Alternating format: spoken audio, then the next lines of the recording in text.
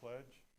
I pledge allegiance to the flag of the United States of America and to the republic for which it stands, one nation, under God, indivisible, with liberty and justice for all. Good morning. I'd like to call our meeting to order. I'd like to have approval for the minutes of October 20th, 2020. Motion to approve the October 20 minutes. I'll second. A first and a second. Any discussion? I'll abstain since I wasn't here last week. Thank you. All in favor, say aye. Aye. 4-0. Commissioner reports, comments. Vice President Baker. Just like to say everybody say some prayers for our Washington County Election Board team out there working hard and diligently to make sure people have the opportunity to vote this week during early voting. And I came by there this morning, and I want to tell you that parking lot was some crowded. I don't know if they could have got another car in there or not, but let's keep them in our thoughts and hope that everything goes extremely well out there this week. Thank you. It was that way last evening too. Was it? Yeah. Commissioner Kiefer. I couldn't believe how many cars were there this morning. Nothing additional for me. Okay. Commissioner Meinelschmidt. Just got two quick things. Saturday I did Over the Edge for Boys and Girls Club, so I rappelled off the Alexander House to raise money for the Boys and Girls Club. Just to let you know, you can still donate. So I think it's Friday, and I am matching a dollar for dollar up to $1,000 for the Boys and Girls Club. Second thing is yesterday I had the second meeting for the task force on the economic future of Western Maryland. It's a committee that was assigned by the state. I'm MACO's representative on that task force. I've had a very good meeting so far, and hopefully we can get something out of it. We have to report back to the General Assembly before session, so I'll keep everybody updated on that. Thank you. Commissioner Wagner. Morning. Don't have much to say. I was able to attend Nykirk's new location. They do numerous things, organizers and closets and wall coverings and shades and blinds. The third generation has 75 years in the community.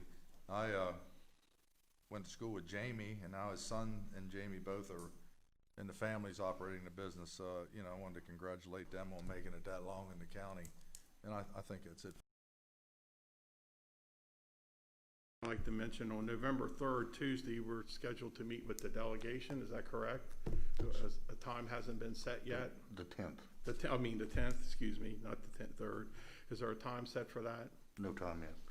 Okay. What I would ask the commissioners is start trying to have some suggestions that we'd like to make for that presentation on that day, and you get them to Kirk or one of us, but start thinking what legislative items that you have an interest in for our presentation on the 10th. Do we have a meeting that day? The 10th, yeah, we'll probably combine the delegation meeting with our meeting. There's not a regular meeting scheduled, but it can certainly be scheduled if that's the commissioner's desire. Okay, we'll decide on that shortly then. Next, I did want to announce that Jill Baker has informed me that the drug addiction service that was trying to buy the property on Downsville Pike has withdrawn their offer on the property. It's back to being active, and according to Jill, they've ended their interest in putting that facility down there. So that's good news for all the neighbors. And that concludes my report. Next would be staff comments. Krista? I have a planning commission appointment request. The planning commission is requesting a consensus to accept the recommendation to appoint Jeff Sendler to serve a position vacated by Andrew Bowen for a first 5-year term of October 1st, 2020 through September 30th, 2025. This is a paid board. Okay, commissioners, thoughts, comments, motion? Motion to accept. Second. Have a first and a second. Any further discussion?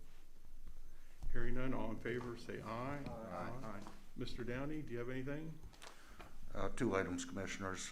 We received a letter from the Board of Trustees of the Washington County Museum of Fine Arts thanking the commissioners for the county support of the Museum of Fine Arts.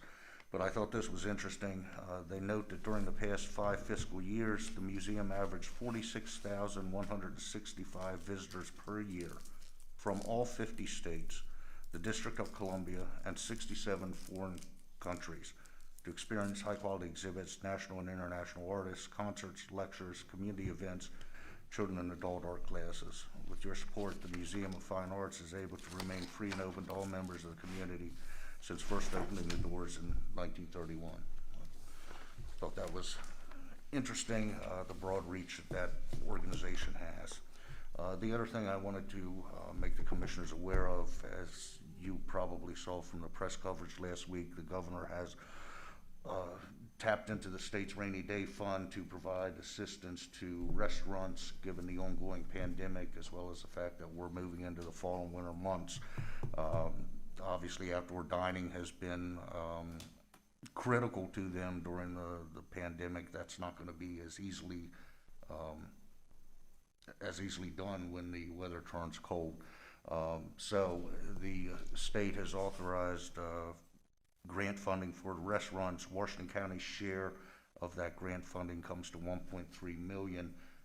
Susan and her team is putting together applications and guidelines for distribution of that money to restaurant operators. So if you own or operate a restaurant, please be on the lookout. Follow the county's social media accounts because further information will be coming in the very near future. Say 1.3 or 1.6? 1.3. Okay, Kirk, is that all? That's it. Thank you. Thank you. Moving forward, we have no one registered for citizens' participation. So next up will be update on fire and EMS expense reimbursement.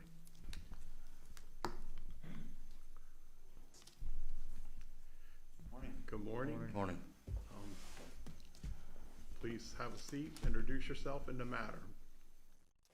My name is Kelly Smith. I'm with Smith Elliott Kearns and Company, and this is Aaron Clark, also with Smith Elliott Kearns and Company. Thank you for giving us a few minutes of your time this morning to speak with you about the fire and EMS reimbursement process. What we wanted to do is just provide you with a brief update on the status of it. So the process was initiated a year ago, and in accordance with our contract with the county, we worked with Sarah Greaves and her team to establish a process whereby the fire and EMS companies could submit support for their reimbursement requests electronically. So we established a new process for them. Of course, with most of the representatives from those companies being volunteers, already contributing significant amounts of their own time, it was another ask, and so we really significantly appreciate their assistance and support. As with any new process, when there's a new ask, there's some reluctance initially, I think, but we were able to overcome those initial sets of questions, some education on the county spending policy, and training on the new process. And so the feedback that we've been receiving substantially throughout the remainder of the year has been very positive. Hopefully that's, if you've received any feedback, hopefully it's been the same. This process relates to approximately a $5.5 million amount of reimbursements to 26 companies and the Fire and Rescue Association. So that's kind of the volume of reimbursements associated with this process. And so our function was to not only facilitate it, but to perform a validation of sorts. And so that's what we carried out. Looking forward, we're currently in the midst of commencing the reimbursement validation process related to the first quarter of the current fiscal year. So that's kind of the update that we wanted to provide to you this morning, but I would welcome any questions or comments. Commissioners, any questions? No questions. Just, thank you for everything you're doing, and it's taxpayers' dollars, so I'm glad we're keeping it accountable. So thank you. Thank you. Thank you for the opportunity. think Thank you. the one key word you used, you validated their expenses. Mhm. And that we have full utilization of county's taxpayers' dollars at the best interest of all, would you not say? Absolutely. We're members of the community ourselves, so it's important to us as it is yourselves. So we appreciate the opportunity to participate. Did you find, in some cases that they weren't getting, money that might have been owed because, and you helped them recover more money for them that was legitimate money? Did you find it went both ways? I don't know that, well, Aaron, yeah. No, sorry, yes. again, just with being more in the details, I don't know that I would say that we found them more money. I think what happened in most cases is that we would see requests for reimbursement without the proper supporting documentation or proof of payment. And so what that allowed us to do was go back and ensure that they did provide. It helped the county to make sure that they were only paying for expenses that had that support. Not that the expenses weren't valid to begin with, but just keeping that accountability to make sure that the documentation and that supported not just the nature of the expense, but the timeline of when it was actually incurred, just to make sure that everything agreed. So I don't know that. So they've got now through this process, they know how to do it, and I think there's still a little bit of a learning curve. There's certainly always been a lot of dialogue, and that's the one thing I know I personally and the firm as well has really prided ourselves that we've had some really great communication with these companies as well as with the county. So they understand our process, and I think they understand the requirements. But with that being said, we're still fielding a lot of questions anytime anything comes up with, especially in Q1 now of this current fiscal year. There's been some carryover with certain bills where they didn't receive the bills timely enough to submit for the fourth quarter of last year. And so, there does continue to be a fair number of questions that we field. And then, of course, anything that's sort of a gray area, we always go back to Sarah or Dave Hayes or somebody within the county to verify that we are providing accurate information and that we are not saying that something complies if it doesn't, but that we're also not saying it doesn't comply if it actually does. So there continues to be a good bit of ongoing dialogue and questions. thank you. Thank you. Any other questions? If hearing none, thank you very much. Thank you. Have a great day.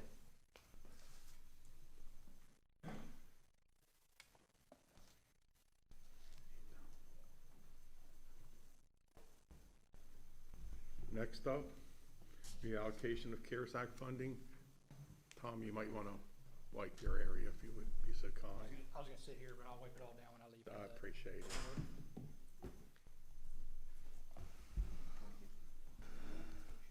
Good morning, Tom Brown, Emergency Manager. Before we get started with the ARF for the reallocation of the CARES Act funding, I just wanted to make one note. There's a slight change to it, if you want to call it slight. It mentions that there's $4 million in leftover funding in the CARES Act funds. That's not accurate. It was at the time of the ARF, or we thought it was.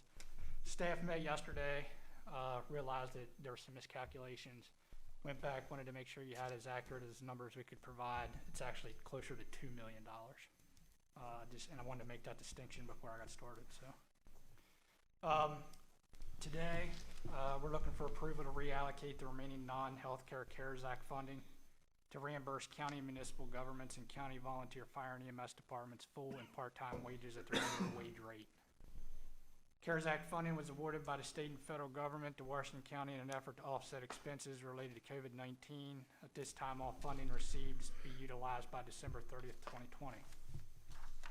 Non-healthcare CARES Act funding awarded to Washington County has been utilized previously to assist small businesses, nonprofits, IT-related projects, Convention and Visitors Bureau, and citizens who require rental and utility assistance. In September of this year, the Treasury released new guidance which allows for the reimbursement of full-time and part-time wages of public safety employees. And it is recommended, it is the recommendation of staff that the remaining approximate $4 million be used for this purpose. $2 million. $2 $2 million. Or I'm sorry, $2 million. Obviously, we are aware that $2 million is not gonna cover all the public safety, wages, for all the municipalities in the county.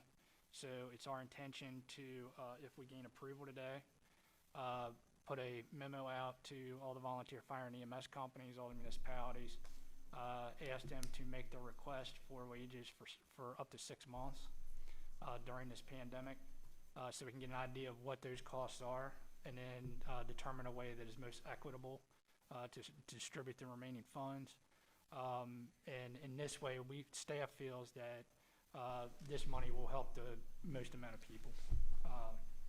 So that's what we're looking for with this. Now, with that being said, one other piece of information that just came to the staff yesterday was the $600,000 that was allocated to the Community Action Council for the rental assistance program. Of that, which by the way, the request for money from citizens for that expires at the end of this month. Of that 600,000, 227,000 so far has been used. So they made a request yesterday to extend that program for another month, to see if they can utilize the other $373,000. So in addition to reallocating these funds that I just spoke of in the ARF, we're also looking to extend that, get your approval to extend that for another month. Real quick, when you said you wanted to get the information, first of all, I'm 100% in favor of giving this to the for the wages, but I want to know how it's going to be before I say yes. I mean, so if it's all right, I would like to say, commissioners, that it would be contingent that we do it depending on the plan. You know, because I don't want to say, here you go, and then it goes some other direction. So Well, I like to see the think plan. when I talked to the chief financial officer yesterday, in reference to this and other staff, I think the consensus among the group was to see what the actual expenses were and see what that total came to, and then see what percentage each person's expenses came to, and then use that percentage as the percentage that they would get from the $2 million. I would just like to see those numbers. Could we say yes and on contingent on what the plan looks like?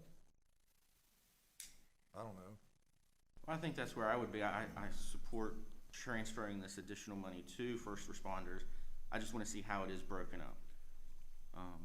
You You know, wanna see maybe the the final individual companies are reporting back just different numbers to you based on they're calculating things a little differently. Just want to make sure everyone kind of looked at equally on that part.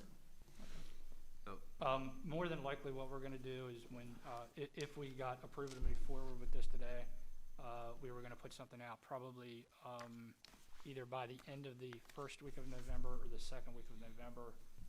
Anybody, volunteer fire and EMS, municipalities, so forth, have all their numbers in submitted to us so that we know what they are. At that point, we would be able to put something together and say, this is what the actual numbers would look like, who would get how much money.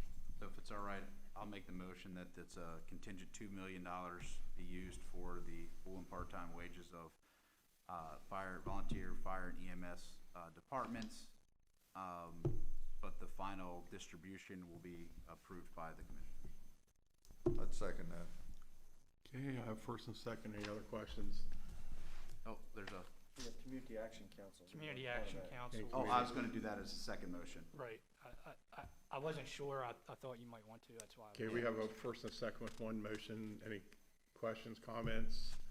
All in favor, say aye. Aye. Aye. Aye. Now we can do the Community Action So Council. back to the first motion. Once you bring in how it's gonna be distributed, First and second. then we're gonna be able to discuss how the we're gonna say that we're okay with the distribution. Exactly. Right. Yep. And I'll make the motion to extend the Community Action Council's grant for 30 days. Or till the end of November, sorry. Second. First and second, any other discussion? Hearing none, all in favor, say aye. Aye. Thank you very much. Thank you. Now, another question. Yes, sir. If they don't use, Community Action Council doesn't use the full money that's allocated to them, what happens to the remaining money? So, once we get the idea of what the public safety numbers are gonna look like, I'm gonna have to come back before you anyway. At that point, I'll have a little bit clearer idea of where I think we're gonna be with that. I can bring that up at that time too. But the idea is whatever's left over in that, which when you're talking about $2 million versus what's remaining of $373,000, we don't think it's going to be a whole lot. We just roll that into that $2 million process. Okay. And that should use up the funding then. Perfect. Right. Thank you. Thanks, Tom. You're still here, right? Tom, you're up, State Homeland Security Grant. Please introduce yourselves in the matter. Since it wasn't wiped out before.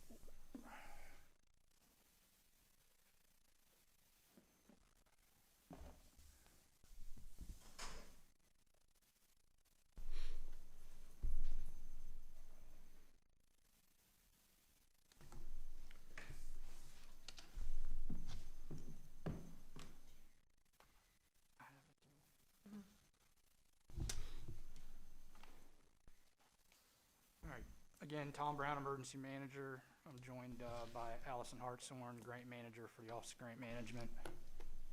We moved to accept funding awarded by the Maryland Emergency Management Agency in the amount of $162,716.46 for the fiscal year 20 State Homeland Security Grant. State Homeland Security Grant Program administered by the Federal Emergency Management Agency, FEMA, and passes through the State Emergency Management Agency to be distributed to local jurisdictions. The program is intended to enhance and maintain current Homeland Security initiatives as they pertain to prevention, preparedness, response, recovery, and mitigation. The grant will pay partial salary for the Emergency Management Specialist Planner, the cost of the Washington County Citizen Notification Program, provider safety equipment, fire commander training, part-time position within the Washington County Sheriff's Office for the Incident Management Team Coordinator and projects and other needed equipment and services.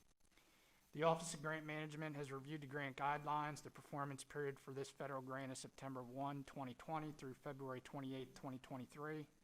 There is no matching fund requirement associated with the grant. However, at least 25% of the grant funds must be spent on law enforcement-related tasks or equipment.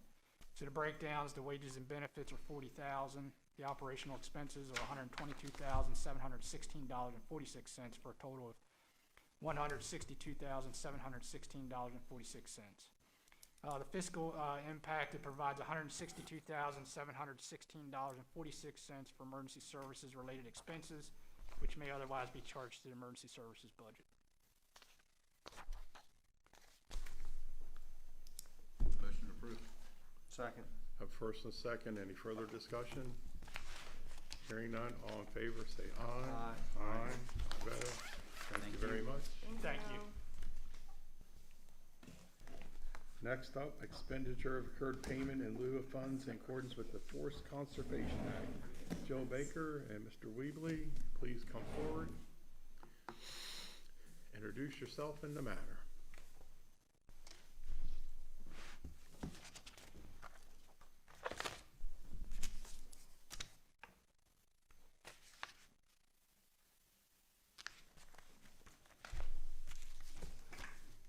Good morning, Elmer Wadley, the manager of the Soil Conservation District. Good morning.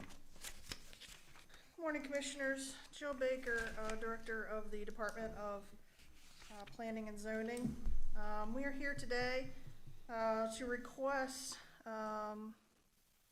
the opportunity to expend our payment in lieu of funds that we acquire through the Forest Conservation Act and the Forest Conservation Ordinance.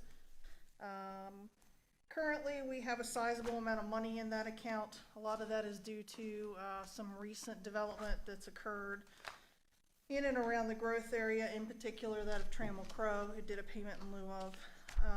In order to expend those funds, we have a standing contract, a memorandum of understanding with the Washington County Soil Conservation District to help us out to find suitable locations for easements that will comply with the payment in lieu of fund requirements. So with me today, as stated, is Elmer Weibly, Director of the Washington County Soil Conservation District, and he has 3 properties he'd like to present and move forward to try and select them for easements to expend this funds. I'll turn it over to Elmer. All right, thank you, Jill. Yeah, we have 3 properties that we've met with the landowners, gave a tour to the Department of Natural Resources, County Forester, to evaluate the forest land to see that it met our requirements and the county's requirements. As an existing forest, for Dirk and Nancy DeVault, Gary and Brenda Beachley, and Jeffrey and Susan Lescalit. We did send out maps and the information about each of those properties for you. All of them have some water feature on them, which is one of the main things that we look for, is that we're protecting our water resources with these. The Lescalit property actually adjoins a previously approved easement property that was for the same family, the Beachleys.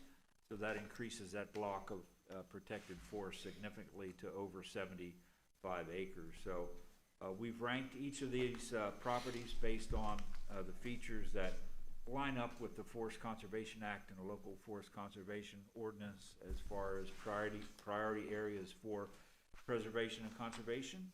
Our recommendation is to approve all 3 of them and move forward with the easements, and our estimate would be that we could finish these up in about a 90-day period.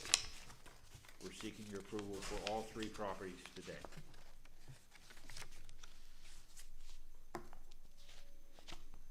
Commissioners, comments, questions? How many properties are under consideration? Just those 3? Yes, sir. Just for my information, you said earlier that the PIL funds had significant amount. Approximately, what is that, a significant amount? And then under here, it says we paid for with the funds committed. So about what are we looking for, and what do we'll have at the end of this? We had about $500,000. I think we spent a little bit down with some recent easements that we've acquired. So we're probably somewhere in the vicinity of $450,000 in that payment in lieu of account. Okay, and then after this is completed, so 3 properties? Will be, actually, Jill, excuse me, but I checked with fiscal about what the balance was. Unless we have an outstanding bill for about $5,000 for one of our previous projects, that'll leave a balance of $379,723. After these projects are completed, there'll be a balance approximately $188,724. So we'll still be coming back to you in the future with additional properties. That's enough money to move forward with nothing of large acreage, but hopefully some significant properties that and landowners we're currently talking with. Outstanding. Thank you for that information. Mr. Wadley, the numbers you've mentioned, is that what's on the sheet here? Yes, sir. I just gave updated numbers from actually the 26th. Okay. Is when I heard back from the fiscal department. Thank you. I'd motion to approve expended recur payments in lieu of funds in accordance with the Forest Conservation Act. I'll second it. Okay. That's for all 3 properties, correct? Yes, for all 3. Yes. I have a first and a second. Any other discussion? Hearing none, all in favor say aye. Aye. Aye. 5-0, thank you very much. Thank you. Next up, lease of Tillable Acres, Sharpsburg Pike. Mr. Moser, please introduce yourself in the matter.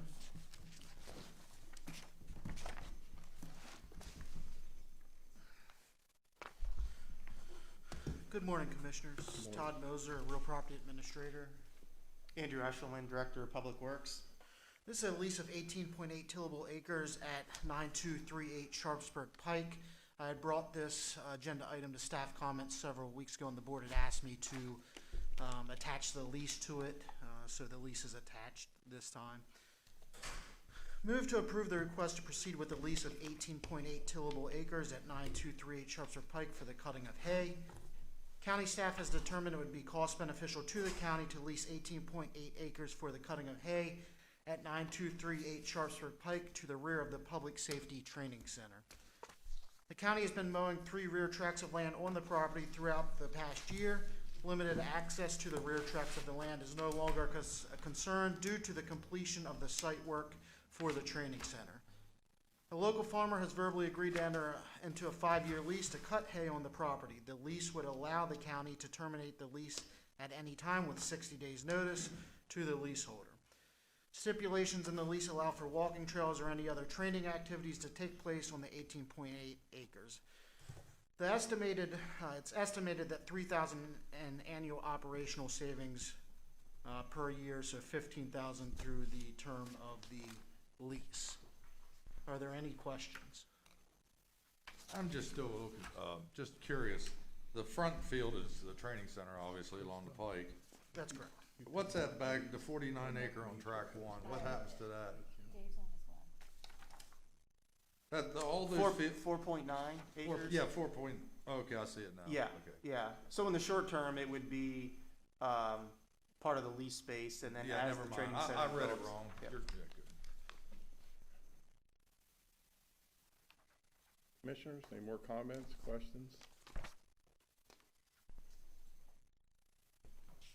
Make the motion to approve. A second. I have a first and second. Any further discussion? Hearing none, all in favor, say aye. Aye. 5-0. Thank you very much. Thank you.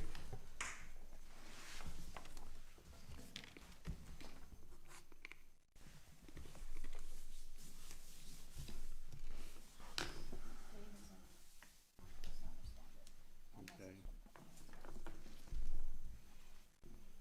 So we have Mr. Hayes for the next 3 items. Let's take a 5-minute recess to give Mr. Hayes a chance to arrive since we're early. Thank you.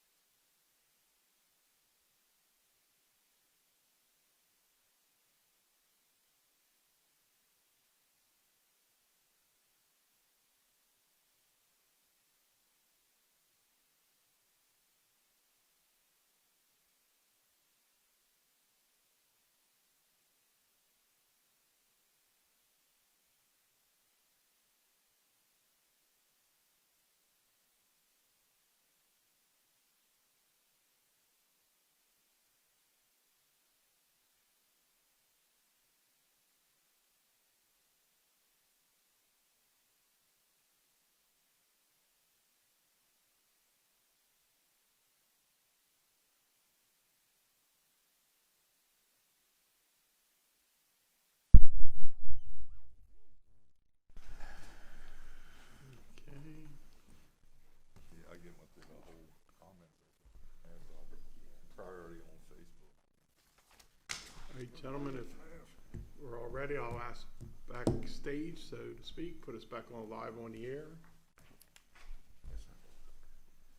Okay. Welcome back, everyone. Next item on our agenda. First, I would say, again, repeat, the Mac Volvo was removed from the agenda. Next on the agenda is Public Safety Radio System Consultant Funding Request. Gentlemen, introduce yourself in the matter. Excuse me, Jeff. Before we get started, I realized a error in my motion about the EMS funding. I forgot to include municipalities in the county in part of that motion for the non-healthcare CARES Act. So if it's all right, I'd like to adjust that motion to include the municipalities and the counties as part of the employees of the firefighters. Is there a second?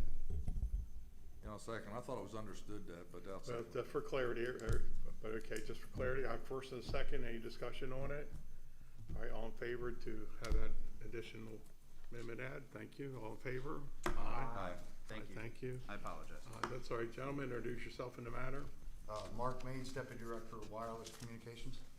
David Hayes, Director of Emergency Services. The reason we requested this meet was we have a need to reassess our radio system. The last assessment was done in 2004. Money was budgeted for this year, but was pushed to next year due to the current coronavirus situation in the budget. But what we need to do is get this survey done while the foliage is out, so we need to get it done in the spring. So if we can't get it done this spring, we're a year and a half away from getting this assessment. We have major issues down in South County with our radio coverage. 95% coverage is what is required.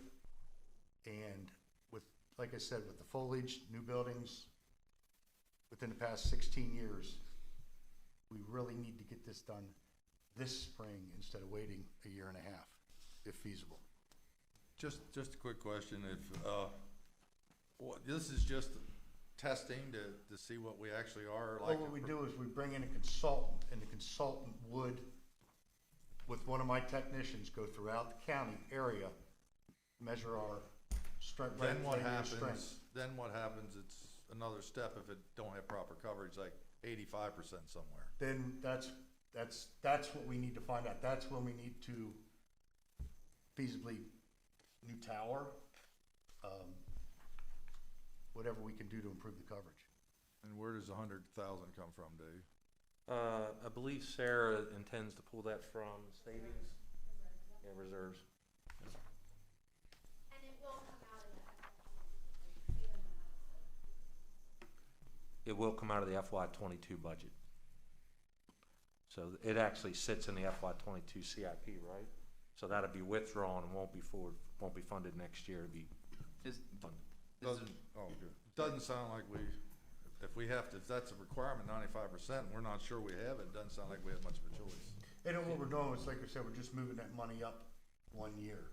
Is there any savings left from the bond refinancing?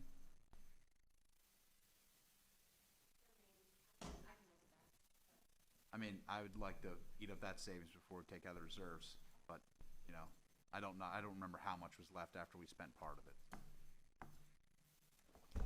Can the money savings from refinancing, can any of that money be put into the reserves? That is what Mr. Mandelschmidt Well, just no, asked. He's saying he would rather, he doesn't want to touch the reserves, so I'm just asking, rather than, I just want to move forward with this, so rather than taking the money from the savings, take it from the reserves, take the savings, and just move it. And back into the reimburse the reserves. Yeah. What we could do for clarity is to make the motion and utilize any existing savings from the refunding first, and then if there's any, And then take it from the reserves, that's perfectly fine. right. Yep. Would that work? Yeah, Okay. fine with me. Is there a That motion would for be that? the easiest. Then I'll make the motion to authorize the funding in the amount of 100,000 to secure the contractual radio system engineering services. We can use the funding from any of the savings from any of the bond refinancing first, and any additional from reserves. Perfect. Is there a second? I like that. Yep, second. First and second, any further discussion? Hearing none, all in favor say aye. Aye. Thank you very much. Next up, utility vehicle purchase. Please introduce yourself in the matter. Thank you, Mark. We have that, I don't have that in my agenda, I don't believe. Should be titled the utility vehicle purchase replacement. My last agenda item is the Mark Mays item. Oh, really? I've got two It's more. probably me, Dave, I'm sure. Does everybody else have it? I've got it. Yeah. I have one. Unless it's in there Here, somewhere. pass him. I'll just give him my copies for now, please. Thanks, Joe. So, David Hayes, Director of Emergency Services. This is a budget transfer request. It is follow-up to a approval that we had received from the board to replace a aging vehicle that had significant engine issues for our special operations group. The money was available in the FY20 budget. It was in our operating funds, and it was savings from the firefighter salaries that weren't hired. We missed an opportunity to transfer that over into CIP to secure that funding. So this budget request is just to take existing funding that we have in our current operating budgets and reallocate that in to cover the cost for the vehicle and the upfitting. The vehicle is here, so we do need to complete the purchase and the upfit. It's a transfer of $30,000 from the firefighter uniforms budget We will not need a full year of their uniform complement, so we're gonna have some savings there. And then we're gonna delay purchase of what's called a UCAPIT machine, which is an EMS supply machine that would have gone into Meritus's emergency room where our EMS groups pull their supplies from. It won't have any effect on their ability to get supplies. It was a cost control measure that we were gonna try to put in to see if we could get better control of that line item. But currently Meritus does not have the room to take that machine even if we bought it. So we're gonna delay that purchase until the FY22 budget. So the budget transfer in total is a request of $41,500. What kind of machine is it again, Dave? The one that we're gonna delay, Yeah. it really is a vending machine, if you could picture a snack machine, but you put codes in and it disperses EMS replaceables to the EMS companies. But currently we couldn't install that there at this point anyway, so. And again, the current process they use now is still available. This was just an effort on our part to try to look at the budget line item and maybe get better control over it. So again, we'll move forward with the request again in FY22. I'd motion to approve the budget transfer in amount of $41,500 for the replacement of the vehicle. Is there a second? Word, is that second? Second. Okay, first and thank you. Have first and second, any other discussion? All in favor, say aye. Aye. Five oh. Thank you very much. Thank you. Next up, emergency services health insurance update. Mr. Hayes, Mr. Buck.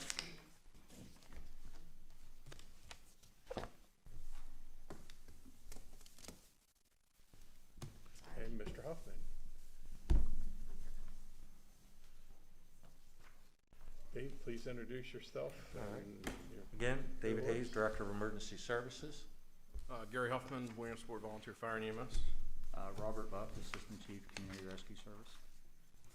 So we're here this morning to present what is the final recommendation for use of the monies allocated to assist the volunteer or EMS companies with their benefits plans, which include health insurance, dental, vision, eye, death, disability, and long short-term disabilities. So if you remember back on July 1, we set the stage to begin reimbursing their current plans while the county finished working through legal counsel to see if the county could actually, one, purchase a plan on their behalf or plans on their behalf, or two, act as the broker for the same process. At the end of those conversations, the understanding that we have from legal is that the county, in fact, cannot act as that because it creates a joint employer status, which would basically take all of the individual corporation employees and treat them as one employer, in creating labor issues relative to overtime and other benefit issues. So what the county did from that point forward was really just took a back seat and worked to make sure that if they had questions about the county's current plan, benefits plans for its employees, and the costs that they charge their employees for that, we served as that liaison in the committee, and the committee did the bulk of the work. So from that, my intent here is to turn this over to Chief Buck and Mr. Hoffman here to make the presentation and how, moving forward, the EMS companies plan to utilize that funding. All right, thanks for having us today. We've definitely been striving to get all our ducks on the same page with each of the companies. We've been tasked by you guys to kind of align our individual interests and try to get more bulk purchasing type items. Mr. Hayes was let you know what different kind of insurance and things that we had to go after and bid, since you guys weren't able to do it for us. Some of the things we did was go out to different brokers, and we found different insurance plans, and we're trying to compare them to your current plan that you guys offer for your employees. So the individual corporations will continue to maintain their own facilities, their own identity. They'll have to have 8 separate individual plans, but what we're choosing to do is purchase 8 identical plans, so every ambulance company EMS, all the EMS companies in the county will have the same plan with the same insurances. They'll still have to be separate, but the broker was able to get us those plans. Even with those same benefits, we tried to compare as much as we can with the county, but one of our concerns was we're a small group. No matter how big they consider us, we're all considered a small group. We don't have that buying purchase chances like you guys might have with a larger group like yours. As that small group, we're very limited on the plans we can purchase, and we can't choose an a la carte plan. We can't choose the deductible, choose what co-pays. It has to be, this is the plan that we choose from. We can choose one of 10 plans. We have to pick whatever plan they already preset, and that's something they've dictated by law that we can't do anything about. Your human resources staff have reviewed the plans. There's a comparison for each of the plans. Medical is done separate as, dental, vision, the other ancillaries as well.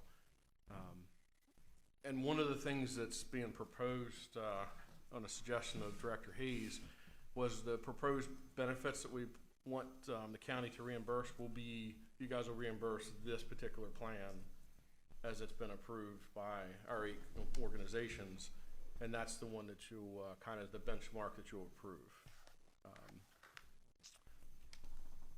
Also, you guys purchasing those approved proposed benefits will allow the basically full-time staffing of each of our individual corporations to be having the same set of benefits.